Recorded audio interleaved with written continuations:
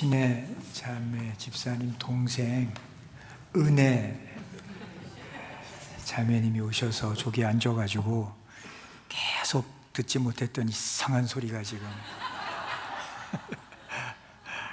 감사합니다. 한 3주 계신다고 오셨어요. 감사합니다.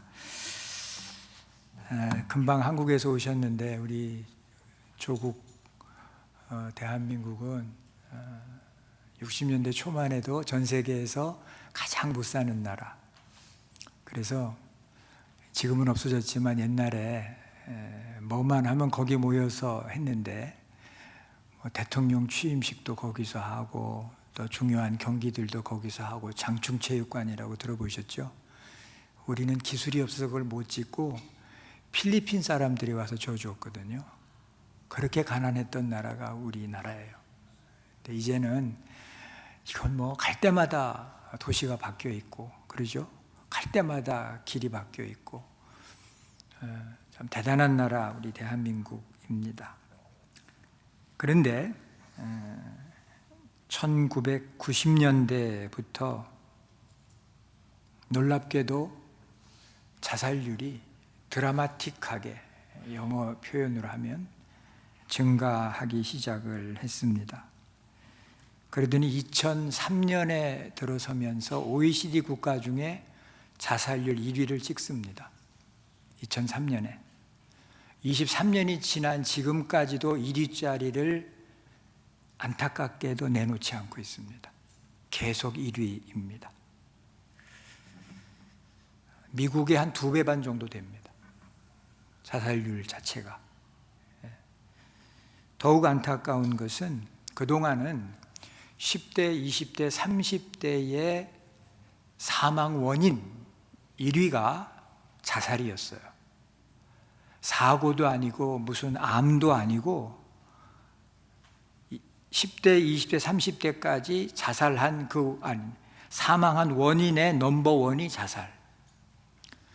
재작년부터 40대의 사망 원인 1위가 자살이 됐어요. 40대면 가장입니다. 한 가정을 끌고 가는 가장들이에요. 회사로 치면 허리입니다. 가장 힘있게 일할 수 있는 나이가 경험을 비롯해서 40대잖아요. 근데 그들이 속절없이 세상을 떠나더라는 거죠. 뭔가 좀 잘못됐다고 저는 생각을 합니다. 그래서 많은 학자들이 자살이 아니라 사실은 타살이다 이렇게 얘기합니다. 사회적으로 지금 우리가 문제가 있다라고 하는 얘기예요. 여러 가지 이야기를 할 수 있겠지만 아마도 뭔가 기대하고 살았던 그 기대가 충족되지 못했거나 아니면 희미해졌기 때문에 삶의 방향을 잃어버리고 헤매는데 무엇을 잡아야지, 어떻게 해야지, 어떻게 해야 이것을 이겨나갈 수 있지에 대한 답이 안 나오는 거죠. 답이 안 나오니까 어떡합니까? 극단적인 선택을 하는 겁니다. 목사로서 이 안타까운 일을 생각을 해보면 한국 교회가 90년대부터 성장이 멈춥니다. 그리고 교인 수가 감소하기 시작을 합니다. 눈에 띄게 줄어들기 시작을 했습니다. 그런데 바로 그때부터 자살률이 드라마틱하게 늘어가기 시작했다는 거예요.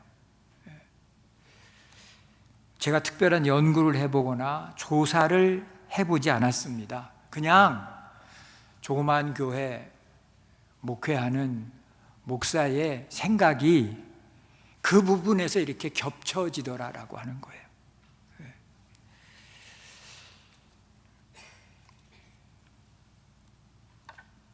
오늘 말씀에 등장하는 두 제자가 있습니다. 이 두 제자의 모습이 어쩌면 자살하고 싶은, 너무 제가 세게 얘기하는지 모르겠는데 그동안 생각하고 기대하고 바라보았던 모든 것이 다 한순간에 무너져 버린, 그래서 어떻게 하면 좋을는지 모르는 그런 자리에 오늘 본문에 나오는 제자들이 있지 않았나. 누구나 사람은 살다 보면 그럴 때 있죠. 누구나 예기치 못한 일 당할 때가 있고, 원하지 않는 사고에 이렇게 휘말릴 때도 있고. 우리 기장로님이 언제부터 차를 바꿔야 되는데 목사님 뭘로 바꾸면 좋아요? 뭐 이런 얘기 서로 했는데 사고가 나셨다고 기쁜 소식을 저한테 전해주셨어요. 차를 바꿔야 되니까 이제 그래가지고 차종을 다 정했는데 이분이 한 2년 동안에 교통사고를 2번을 내셨거든요. 그랬더니 문제는 보험료가 다락같이 올라간 거예요. 그래서 목사님 안 되겠다 그러는 거예요. 왜냐하면 페이먼하고 보험료를 합치니까 이 돈이 어마어마한 거예요 지금. 그래서 힘들 것 같다 그러세요. 그래서 그럼 괜히 받았네 장로님. 제가 장로님 받으신 거거든요. 그 괜히 받았다고 제가 안 받아야 될 걸 받았나 보라고. 제가 지나다니면서 중고차가 있으면 적어놨다가 여기 이렇게 차 좋은 거 괜찮은 게 있는가 가보세요 그랬더니 가볼게요 말까요 하다가 결국은 고쳐 타기로 하셨대.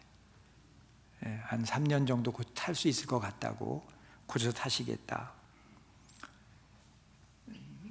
사고를 본인이 시작은 하셨지만 사고를 내고 싶은 사람이 어디 있겠습니까?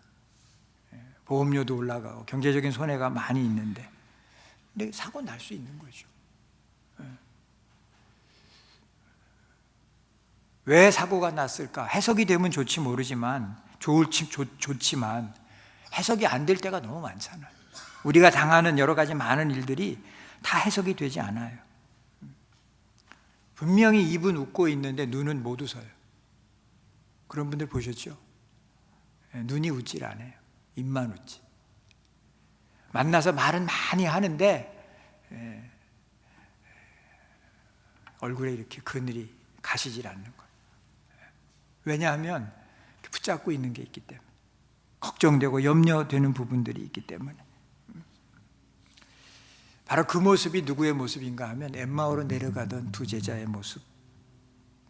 그들은 한때 예수님께 자기들의 남은 인생을 걸었어요. 그리고 그 예수님이 정치적인 메시아가 될 거라는 확신을 가지고 있었습니다. 21절에 보면 그들의 심정이 이렇게 나와 있습니다. 우리는 이 사람이 이스라엘을 속량할 자라고 바랐노라. 이스라엘을 구속할 자, 구원할 자라고 바랬다. 그런데 여기서 구원은 어디서부터 구원인가 하면 죄나 이런 것들이 아니라 로마의 압제로부터의 구원이야. 로마의 압제로부터 우리를 구원하고 어엿한 독립국가로 어엿한 주권을 행사할 수 있는 그런 나라로 이 나라를 세워주시기를 바랬다. 그런데 결과는 저와 여러분이 알고 있는 대로 참혹했습니다. 그들의 머릿속에는 영광의 메시아가 있었지 그들의 머릿속에는 고난받는 종에 대한 생각은 1도 없었습니다. 멋진 승리를 저들은 원하고 있었지만 하나님은 고난의 길, 죽음의 길을 택하셨습니다. 제자들이 생각하고 있던 거기와 예수님이 실제로 이 땅에 오셔서 하신 일 사이에는 그 간격이 너무너무 커서 메꿀 수가 없는 그런 간격이 되었고, 그래서 11절에 가서 보시면 이렇게 되어 있습니다. 사도들은 그들의 말이라는 말은 무덤에 갔다 왔던 여인들의 말이에요. 그들의 말이 부활하셨다라고 하는 그 소식을 가지고 왔는데 그들의 말이 어떻게 들렸다? 허탄한 듯이 들렸다. 그래서 믿지 아니했다. 예수 부활하셨다는 그 얘기가 허탄했다, 그 말이 허탄했다. 말이 되지 않았다, 그런 얘기예요. 그래서 저들은 예루살렘을 떠나 지금 엠마오로 내려가고 있었던 겁니다. 우리도 신앙생활 하면서 마음속에 나름 다 기대가 있습니다. 그렇죠? 내가 하나님 앞에 나와 이렇게 열심히 예배하고 찬양대도 하고 봉사도 하고 섬기고 뭐 과테말라도 갔다 오고 멕시코도 갔다 오고 짬짬이 선교사님들 섬기고 헌금도 보내고, 그러니까 하나님 이 정도는 하나님이 해주셔야 되고, 하나님이 이 정도의 일은 좀 막아주셔야 되고, 하나님이 이 정도의 기도는 들어주셔야 되고 라고 하는 뭐가 있어요? 기대가 있잖아. 솔직히 기대 있잖아요. 그 기대가 어쩌면 우리의 신앙을 지금 끌고 가고 있잖아요. 그런데 말입니다, 때로 그 기대가 산산조각 나더라는 거죠. 내가 생각하고 있던 그 생각과 하나님이 지금 하시는 일 사이에는 간극이 너무 크더라라고 하는 거죠. 21절에 우리는 이 사람이 이스라엘을 구속할 자라고 바랬다라고 하는 이 제자들의 이 심정은 사실은 오늘 우리들의 심정과도 같습니다. 실망할 일이 생겨나고 좌절할 일이 생겨났을 때, 정말 내 몸에 있는 기가 다 빠져나갈 그런 일이 생겨났을 때, 왜 나한테 이런 일이 일어나지? 내가 도대체 뭘 어떻게 한 거야? 그때 말입니다, 하나님은 계신가? 하나님은 살아계시다고 하는데 정말 하나님 살아계신 건가? 질문 안 할 수 없잖아요. 우리 질문하잖아요.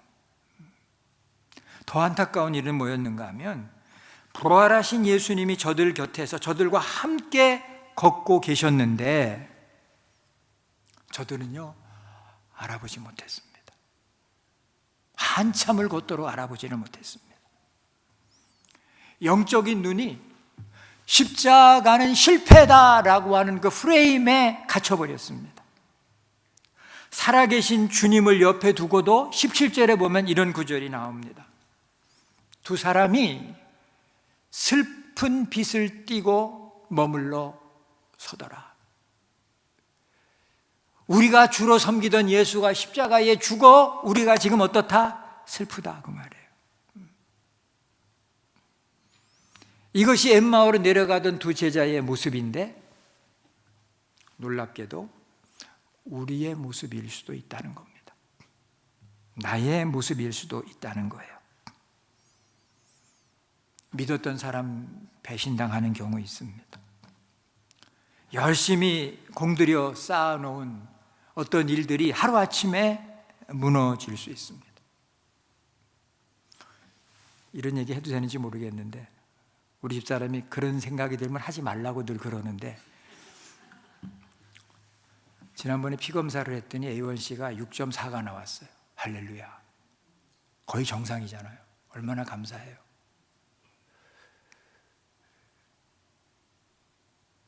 긴장이 확 풀려가지고 막 먹은 거야. 오늘 아침에 어떤 권사님이 저보고 그러시더라고. 목사님 얼굴에 살이 올랐어요. 살쪘어요 제가 요새. 몸무게가 늘었어요. 왜? 막 먹었거든. 6.4래잖아 A1C가. 정상이잖아 거의. 막 먹어졌겠지. 지난주에 피검사 했는데 난리가 났어요 지금. 제가 지금 계속 임 장로님 피해 다니고 있어요. 저분하고 마주치면 혼날까 봐 지금 계속 피해 다니고. 확 올라간 거예요. 아, 이 방심했구나 내가. 내가 막 먹어댔구나. 어쩐지 막 땡기더라고.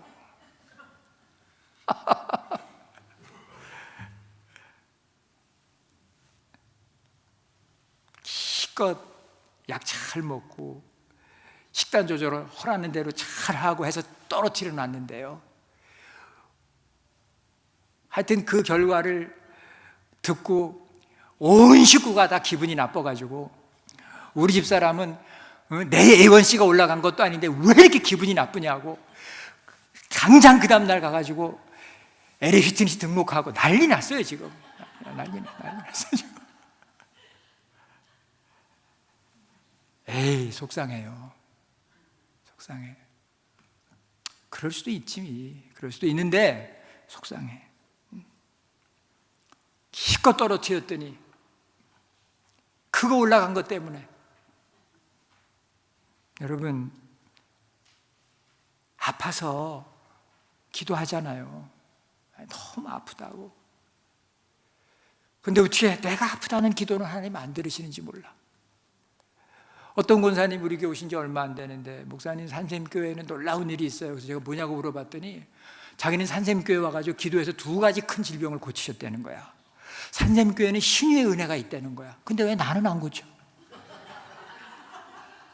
나는 왜 이렇게 힘들어?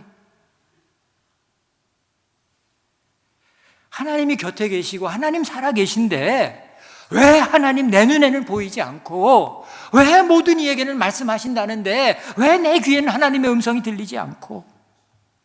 답답하잖아요. 꽉 뭔가에 이렇게 꽉 붙잡혀 있고 쌓여 있고. 주님께서 저들을 깨우십니다. 어떻게 깨우시는지 말씀을 드리려고 합니다. 16절입니다.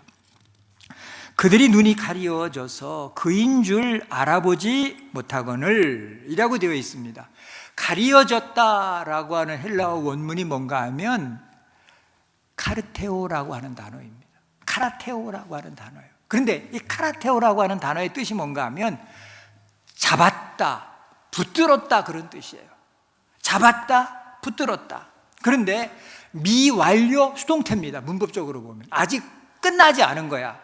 누군가가 계속 시력을 붙잡고 있는 거야. 내 눈을 보지 못하도록 지금 붙잡고 있는 거야. 어떤 힘에 의해서 지속적으로 결박당하고 있고 붙들려 있다라고 하는 거예요, 지금. 빅터 프랭클의 그 유명한 책이 있습니다. 죽음의 수용소라는 책이 있어요. 거기서 이런 말을 했어요. 인간이 삶의 의미를 놓칠 때 신체적 시력마저 흐려지더라, 이렇게 얘기를 했어요. 나치 수용소에서 수없이 본 거야, 빅터 프랭클은. 그 나치 수용소 안에 무슨 의미가 있어? 언제 끌려나가 가스실에 들어갈지 모르는데 모든 희망은 다 끊어지고 모든 삶의 의미는 다 끊어진 거야. 그런데 그렇게 삶의 의미가 사라진 사람들의 실제로 눈을 실명하더라는 거예요. 눈을 보지 못하더라는 거죠. 오늘을 사는 우리도 여러분 다르지 않습니다. 우리의 눈을 붙들고 있는 프레임이 얼마나 교묘한지 모릅니다. 성공이 없으면 하나님의 축복도 없다. 이거 가짜입니다. 성공해야 하나님 축복 아니잖아요. 그런데 그 프레임은 네가 성공하지 못했으면 너는 하나님의 축복을 받지 못했다. 여러분, 이 프레임에 쌓이게 되어지면 내가 힘들고 내가 곤란 가운데 있을 때 분명히 하나님 손 내미시는데 못 보는 거야. 왜? 그 프레임에 갇혀 있으니까. 나는 실패했고 나는 축복을 받지 못했으니까. 내 상식으로 내 논리를 가지고 이해할 수 없는 기적은 다 가짜다. 그건 가짜다. 이렇게 되어버리면 내 삶의 구석구석에서 역동적으로 역사하시는 하나님의 기적을 받지를 못하는 거예요. 이렇게 되어지면 내 곁에서 주님이 함께 동행하셔 낯선 분이야. 여전히 나그네야. 나하고 상관이 없는. 저는 그게 이제 그 SNS의 폐해 중에 하나라고 생각하는데요. 그래서 제가 여러분들한테 부탁하잖아요. 거기다가 신발 샀다고, 가방 샀다고, 옷 새 거 샀다고, 명품 샀다고, 어디 가서 비싼 음식 먹으면 사진 찍어가지고 제발 좀 올리지 말라고. 그거 보고 상처받는 사람이 있고 그거 보고 주저앉는 사람이 있다고. 그런 것들 때문에 이렇게 생각하는 거죠. I'm loser. 나는 실패자다. 난 문제가 있다.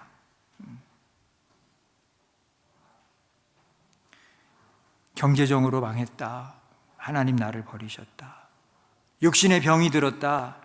은혜는 끝났다. 전부 다 가짜 확신들이에요.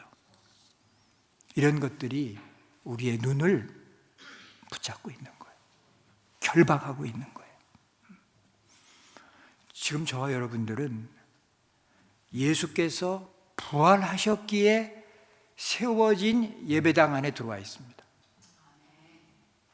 지금 저와 여러분들은 부활을 기념하고, 주일이 부활을 기념하는 날이잖아요. 부활을 기념하고 부활을 기억하며 드리는 이 예배의 자리에 앉아 있음에도 불구하고 우리의 삶의 현장에서는 여전히 예수가 죽은 것처럼, 십자가에서 끝난 것처럼 말하고 행동하고 있습니다. 답답한 일입니다. 엠마오로 내려가던 제자들도, 여기 지금 와 앉아있는 우리들도, 근데 이 답답함이 극에 달해 있던 그때에 우리 주님은 신비한 기적을 일으키셔서 두 사람의 눈을 확 뜨게 하시는 그런 길을 택하지 않으셨습니다. 대신에 27절의 말씀에 반전의 서막을 이렇게 기록을 했습니다.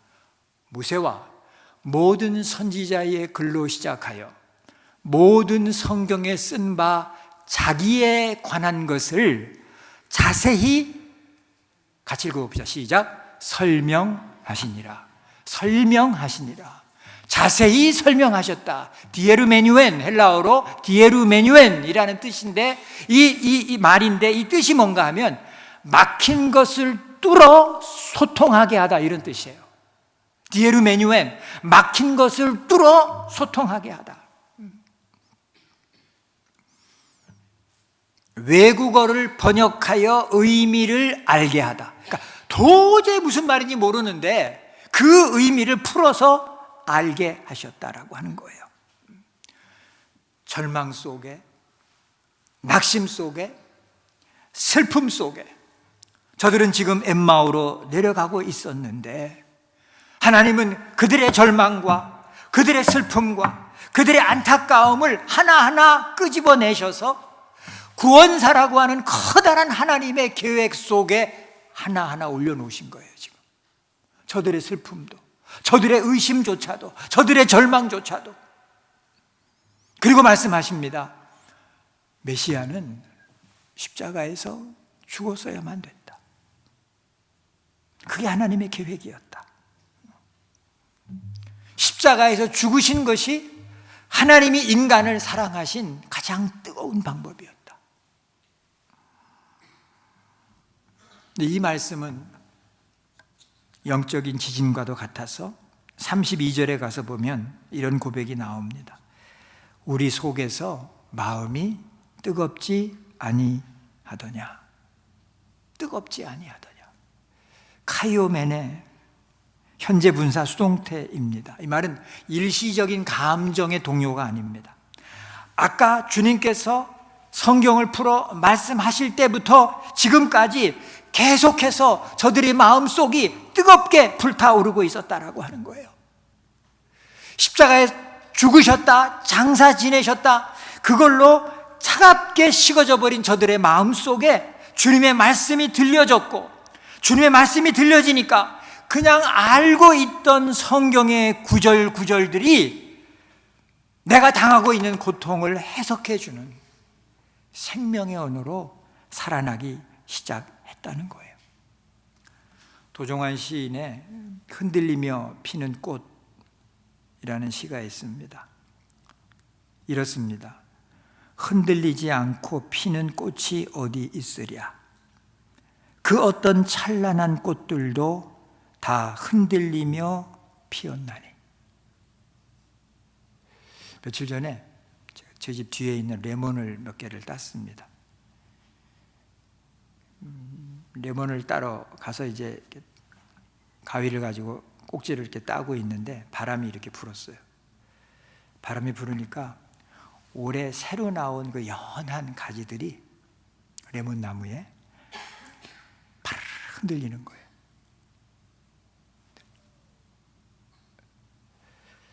여러분 아시죠? 봄에 바람이 많잖아요. 봄바람에 가지들이 흔들리잖아. 나뭇가지들이.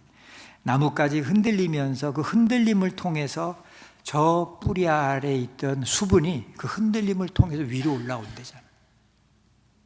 바람이 없으면 수분이 위로 못 올라온대요. 가지가 흔들리지 않으면. 흔들림 때문에 수분이 위로 올라온다는 거예요. 흔들림 때문에. 흔들림이 없으면 꽃이 피질 않아요. 흔들림이 없으면 열매를 맺을 수가 없는 거죠. 도종환은 그것을 본 거죠. 예수님도 그걸 지금 보신 거죠. 지금 참혹한 갈보리 언덕의 십자가를 뒤로하고 서슬이 펄은 대제사장들과 유대 종교 지도자들과 로마의 군인들을 피해서 예루살렘에서 도망 나와 엠마오로 달려가고 있는 그들의 발걸음이 주님 보시기에 결코 실패가 아니었다는 거죠. 실패가 아니었다는 거예요. 부활이라고 하는 찬란한 꽃을 피우기 위해서 반드시 지나가야만 되는 하나님의 거룩한 흔들림이었다라고 하는 거죠. 여러분, 우리 이렇게 지금 편안하게 앉아 계시지만 Nobody don't know. 누가 현재 지금 당장 어떤 어려움 가운데 있는지, 어떤 아픔 가운데 있는지, 고통 가운데 있는지 우리 아무도 몰라요. 말 안 하니까. 근데 여러분, 우리 알잖아요. 말 못할 어려움이 각자 다 있는 거예요, 지금. 차마 말 못하는, 차마 누구 앞에 내놓을 수 없는. 그래서 필요한 겁니다. 디에르 메뉴엔 주님의 해석이 필요한 거예요. 주님의 설명이 필요한 거예요. 정보의 가히 홍수 속에 우리들이 살아갑니다. 근데 아세요? 내 삶을 해석해 줄 한 문장을 찾지 못하는 거예요, 우리는 지금. 뒤지고 들여다보고 어디를 들여다보아도 내 문제가 왜 이렇게 되었는지를 아무도 나한테 얘기를 지금 안 해주는 거야. 아무도. 그 한 문장을 찾겠다고 밤을 새우는 거야. 여기저기 돌아다니면서. 해석되지 않은 고난은 맞죠? 저주입니다. 아무리 큰 고난이라도 해석이 되면 그때는 사명이 되는 거예요. 내가 감당해야 될 사명이 되는 거예요.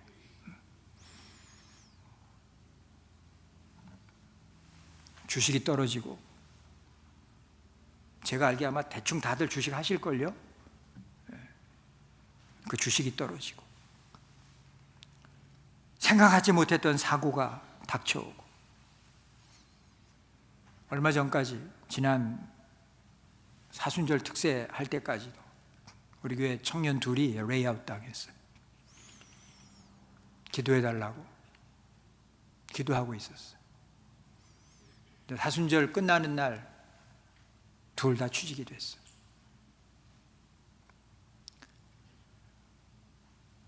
언제 어느 때 내 커리어가 중단될지 아무도 몰라요. 아무도 모르는 거예요. 근데 여러분, 그런 사건 자체가 우리를 어떻게 못해요. 우리를 죽이는 것, 우리를 넘어뜨리는 것은 그 사건에 담긴 하나님의 뜻을 모를 때, 그때 넘어지는 거예요. 알면 넘어질 이유가 없는 거예요. 성경은 오래된 책입니다. 그러나 성경은 박물관에 있지 않습니다.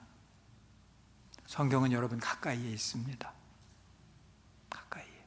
왜냐하면 그 성경은 오늘 우리의 삶을 해석해주고 번역해주는 것이기 때문에 그렇습니다. 예수님이 그렇게 하셨던 것처럼. 왜 나인가? 라고 하는 이 외침 앞에 우리 주님은 성경을 펴서 말씀하셨습니다. 너의 흔들림, 그것조차도 하나님의 울타리 안에 있다. 하나님의 계획 안에 있다. 마침내 길의 끝에 저녁이 되어 노을이 깔리고 있는 엠마오의 어느 한 작은 식당의 식탁 안에 그들이 마주 앉았습니다. 30절과 31절입니다. 인류 역사상 가장 놀라운 인식의 반전을 우리에게 전해줍니다. 예수께서 떡을 가지사 축사하시고 떼어 그들에게 주신 순간 그들의 눈이 밝아졌습니다. 헨리 나우에는 이 장면을 성찬적 현존이라고 설명을 했습니다. 무슨 얘기인가 하면 오면서 주님께로부터 말씀을 들으면서 저들의 가슴이 뜨거워졌어. 뜨거워진 그 가슴 앞에서 우리 주님이 당신의 손으로 떡을 떼어서 제자들에게 주셨을 때 그때 폭발이 일어났다라고 하는 거예요. 놀라운 일이 그 안에서 일어났다라고 하는 겁니다. 그런데 놀라운 일은 또 그 다음에 있습니다. 그렇게 떡을 떼어줬던 주님이 갑자기 디스어피어, 사라져버리셨어요. 좀 더 계셨으면 좋았을 걸. 좀 더 같이 머물렀으면, 좀 더 귀한 말씀을 이 낙심과 실망 가운데 있는 제자들에게 더 해주셨으면 좋았을 걸. 주님은 주님인 것을 알아채자마자 사라지셨어요. 왜요? 아주 사라지신 거예요? 아닙니다. 더 깊은 임재 방식을 택하신 겁니다. 말이 조금 어려울 수 있는데 뭔 얘기인가 하면 주님이 제자들 앞에 앉아 있는 맞은편에 앉아 계시는 그 객체가 아니라 주님이 제자들 바깥에 있는 그런 어떤 존재가 아니라 이제 주님이 저들 안으로 들어오신 거예요. 저들 안으로 들어오셨어요. 그 뜨거운 가슴 안으로 우리 주님이 들어오셨어요. 그리고 영원히 우리 주님은 저들의 가슴에 자리를 잡으셨어요. 제가 좋아하는 정우성 시인이 인간이 외로운 이유, 인간이기 때문이라네. 어려운 말이야. 왜 인간이 외로우냐? 인간이기 때문이다. 사람이 왜 외로우냐? 사람이기 때문이다. 외로우니까 사람이다. 그런 말 했어요. 근데 여러분, 제자들은 이제 부활하신 주님이 내 안에 계시기 때문에 외롭지 않다는 거예요. 혼자가 아니라는 거예요. 저와 여러분에게도 이런 귀한 고백이 있으시기를 주님의 이름으로 축원합니다. 주님이 내 안에 계십니다. 내 안에 들어와 자리를 잡으셨습니다. 아마 전 세계적으로 배달 시스템이라 그래야 되나? 제일 많이 발달한 나라가 우리 한국이래요. 배달이 어디까지 되는가 하면 한강 고수부지인가 어디 거기 앉아서 배달을 시키면 거기까지 짜장면이 온대. 짜장면도 그 한강 거기까지 배달이 된대. 짜장면 한 그릇이 뭐 튀긴 닭이라 그래야 되나 뭐라 그래야 되나? 에? 통닭. 하여튼 그거는 뭐 말할 것도 없고 나는 깜짝 놀란 게 짜장면 배달이 깜짝 놀라서 짜장면을 한강 고수부지까지 배달을 해준대. 근데 여러분 얼마나 편리해요. 얼마나 편리하냐. 우리 동생이 저 춘천에 있을 때 내려와가지고 오빠 뭐 먹고 싶어? 그래서 내가 너 아무것도 안 하면서 나한테 뭐 먹고 싶어? 그럼 내가 뭐라고 대답하냐? 아무것도 안 하고 서가지고 뭐 먹고 싶니? 그 내가 어떡하려고 그랬더니 배달시키면 된대. 다 온다는 거야. 다 배달시키면 먹고 싶은 거 얘기하래. 다 배달시킨대. 순대 먹고 싶다고 그랬더니 진짜 오더라고. 순대가. 근데 여러분 아세요? 배달을 시키는 사람들이 많다는 얘기는 저는 그렇게 해석하거든요. 잘 살아졌다. It's okay. 근데 여러분 혼자라는 게 혼자 사는 사람이 많다는 거예요. 음식을 해서 함께 먹을 수 있는 사람이 없다는 거예요. 나 혼자 산다는 거예요. 지금 음식을 기껏 만들었어. 그럼 같이 먹을 사람이 있어야 만드는 거지. 같이 먹을 사람이 없으니까 그 수고하고 그 노력해서 그거 어떻게 1인분을 만들겠냐고. 적어도 2인분은 나오겠지. 아무리 적어도 뭘 사다가 만들면. 그러니까 그렇게 같이 먹을 사람이 없으니까 다 배달시키는 거지. 외롭다 그 말이에요. 1인 가구가 지금 정신없이 늘어간다는 그 말이에요. 이 시대의 엠마오로 내려가는 제자들이죠. 여러분, 그 제자들에게도 우리 주님은 찾아오시는 겁니다. 그 제자들에게도. 가슴이 뜨거워지고 눈이 밝아진 제자들이 더 이상 엠마오에 머물지 않습니다. 33절에 보면 이렇게 되어 있습니다. 곧 그때로 일어나 예루살렘으로 돌아갔다. 이렇게 되어 있습니다. 도망 나왔던 예루살렘으로 가슴이 뜨거워지고 눈이 밝아진 제자들이 다시 돌아갔다. 홀리 유턴이라는 표현을 합니다. 거룩한 유턴입니다. 찬송가 161장에 사망 권세를 깨뜨리고 승리하신 우리 주님이 멀리 계신 분이 아니라 지금 바로 우리 곁에 서서 우리와 함께 나란히 걷고 계시는 줄로 믿습니다. 오늘 말씀은 그것을 우리에게 말씀하시는 거예요. 절망하고 엠마오로 내려가던 그 발걸음 이제 멈추라고 말씀하세요. 너의 가정이, 너의 직장이, 너의 일터가, 너 살고 있는 그 거리가, 그 마을이 우리가 주님의 부활을 뜨겁게 증언해야 할 자리라고 말씀을 하고 계시는 겁니다. 여러분, 우리에게 부활의 확신이 있는 한 우리는 결코 패배하지 않을 겁니다. 우리는 결코 실패하지 않을 겁니다.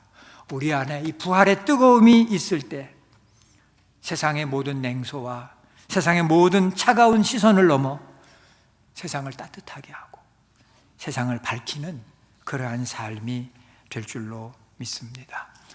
이 뜨거운 마음이 성경을 읽어보시면 사도행전을 지납니다. 이 뜨거운 마음이 지난 2000년을 지나왔습니다. 이 뜨거운 마음이 지금 저와 여러분에게까지 온 겁니다. 톰 라이트는 하나님의 아들의 부활이라고 하는 책에서 엠마오 사건을, 오늘 설교 제목이에요, 희망의 재발견이다, 그렇게 명명을 합니다. 희망의 재발견. 단순히 죽은 자가 다시 살아난 어떤 기적이 아니라 이스라엘의 소망이 아리마대 사람 요셉의 무덤에서 다시 시작이 되어서 온 세상을 향한 증거의 발검으로 변모되어진 사건이다, 이렇게 정의를 합니다. 엠마오의 길은 끝났지만 우리가 써내려가야 할 부활의 불씨는 여전히 우리 안에, 우리의 삶의 현장에 남아 있는 줄로 믿습니다. 우리도 발걸음을 돌이킵시다. 절망의 엠마오에서 사명의 예루살렘으로 말입니다. 기도하겠습니다. 찾아와 주셔서 감사하고 곁에 서 주셔서 감사하고 말씀을 설명해 주셔서 감사합니다. 간절히 구하오니 우리의 식은 가슴에 불을 지펴 주시고 우리의 가려진 눈을 밝히 열어 주님의 역사를 보게 하여 주옵소서. 엠마오로 가던 길을 박차고 돌아서 주님 부르신 사명의 자리, 예루살렘으로 달려갈 수 있는 믿음과 용기를 허락하여 주옵소서. 부활의 영원한 소망 되신 예수 그리스도의 이름으로 기도합니다. 아멘.